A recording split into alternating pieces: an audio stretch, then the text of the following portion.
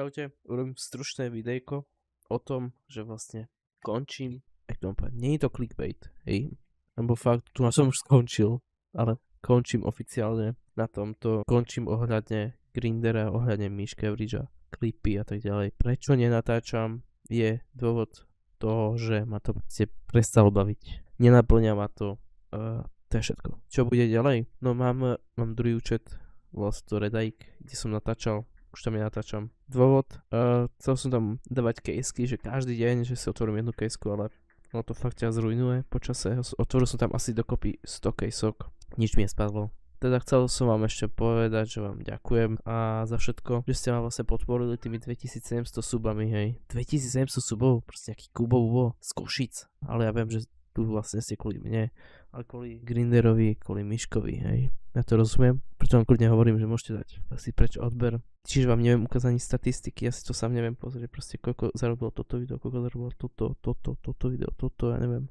Ja som bol neaktívny. Toto video, koľko zarobilo, neviem. Nedostávam už z toho peniaze.